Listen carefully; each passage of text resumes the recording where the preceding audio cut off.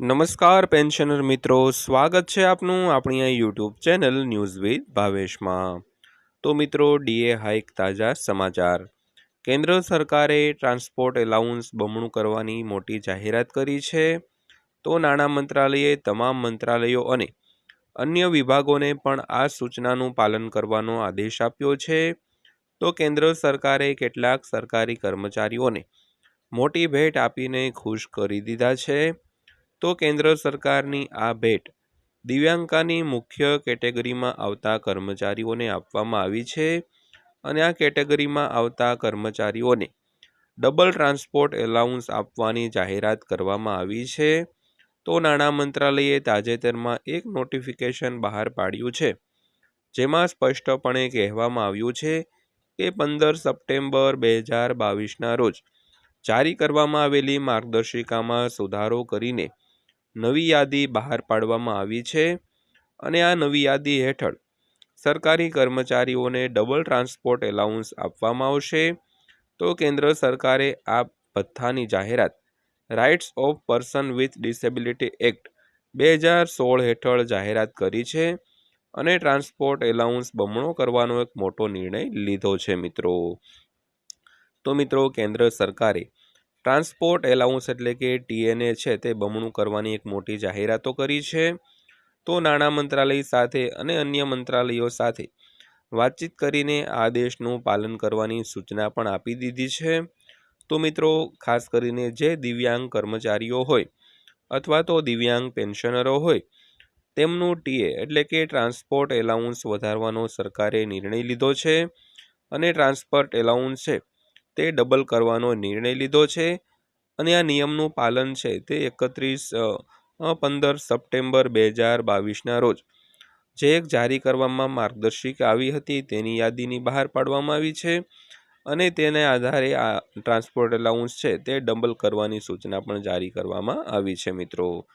તો કેન્દ્ર સરકારે આ ભથ્થાની જાહેરાત rights of person with disability act 2016 હેઠળ જાહેરાત કરી છે મિત્રો।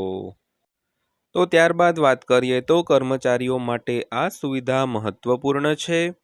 તો વિકલાંગ કર્મચારીઓને તેમના રોજગાર અને રોજિંદા જીવનમાં ઘણી મુશ્કેલીઓનો સામનો કરવો પડે છે। તો ખાસ કરીને જો તેઓ વિકલાંગ હોય તો કર્મચારીઓ માટે મુસાફરી કરવી ખૂબ જ મુશ્કેલ છે અને આ તેમના જીવનમાં એક મોટો પડકાર બનીને આવે છે અને તેને જોતા સરકારે ટ્રાન્સપોર્ટ એલાઉન્સ બમણું કરવાનો નિર્ણય કર્યો છે અને આ કર્મચારીઓને મોટી રાહત આપવામાં આવી છે। તો આનાથી તેમને માત્ર આર્થિક રીતે જ મદદ મળશે નહીં, પરંતુ તેમના જીવનમાં સરળતા પણ મળશે। તો આ તમામ કર્મચારીઓને સામાજિક અને જે ન્યાયિક દરજ્જો હોય તેમાં સમાવેશમાં વધુ પણ સારા લાભો મળવાના છે મિત્રો।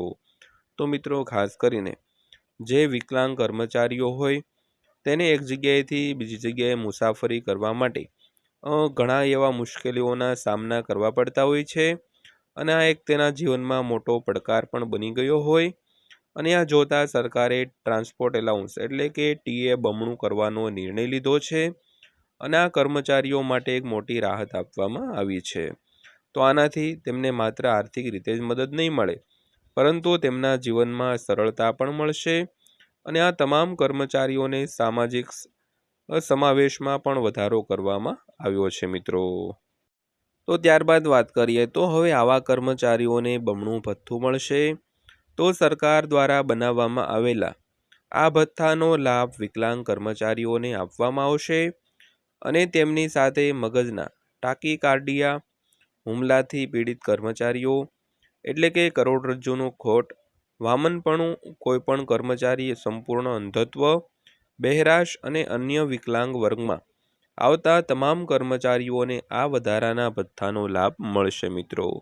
તો મિત્રો, કયા કર્મચારીઓને આનો લાભ મળવાનો છે તેની વાત કરી તેમ તો હુમલાથી પીડિત જે કર્મચારીઓ હોય તેમજ કરોડરજ્જુની ખોટ ધરાવતા હોય, વામનપણું ધરાવતા હોય અથવા તો કોઈ પણ કર્મચારી સંપૂર્ણ અંધત્વ ધરાવતા હોય, બહેરાશ ધરાવતા હોય અને અન્ય જે વિકલાંગ વર્ગમાં આવતા જે તમામ કર્મચારીઓ છે તેને આ ટીએ ડબલ થવાનો જે લાભ છે તે મળવાનો છે મિત્રો। તો ત્યારબાદ કેટલીક અન્ય મહત્વપૂર્ણ માહિતીની વાત કરીએ તો 7મા પગાર પંચ હેઠળ કેન્દ્ર સરકારના કર્મચારીઓને વિવિધ પ્રકારના ભથ્થા આપવામાં આવે છે, તો જેમાં મોંઘવારી ભથ્થું પણ એક મુખ્ય ભાગ છે અને તેમાં દર 6 મહિને સુધારો કરવામાં આવે છે. તો જે નાણાકીય પરિસ્થિતિને ધ્યાનમાં રાખીને કેન્દ્ર સરકાર દ્વારા સંશોધિત કરવામાં આવે છે અને અન્ય કેટેગરીમાં ભથ્થામાં પણ અલગ અલગ દરે ઉપલબ્ધ કરવામાં આવે છે, તો જેનાથી કર્મચારીઓને વધતી મોંઘવારીમાંથી રાહત મળે છે અને તેઓ સરળતાથી જીવન ચલાવી શકે છે. તો તમને જણાવી દઈએ કે વિકલાંગ કર્મચારીઓ માટે પહેલાંથી જ ઘણા ભથ્થાની વ્યવસ્થા કરવામાં આવી છે અને હવે ડબલ ટ્રાન્સપોર્ટેશન આપવાની સત્તાવાર સૂચના પણ બહાર પાડવામાં આવી છે મિત્રો.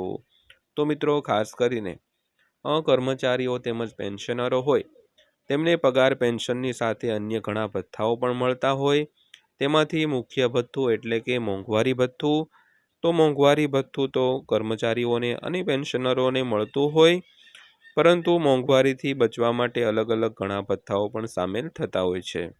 તો ખાસ કરીને વિકલાંગ કર્મચારીઓ માટે પહેલેથી જ ઘણા ભથ્થાઓની વ્યવસ્થા પણ કરવામાં આવી છે અને હવે ડબલ ટ્રાન્સપોર્ટેશન આપવાની સત્તાવાર સૂચના પણ બહાર પાડવામાં આવી છે મિત્રો.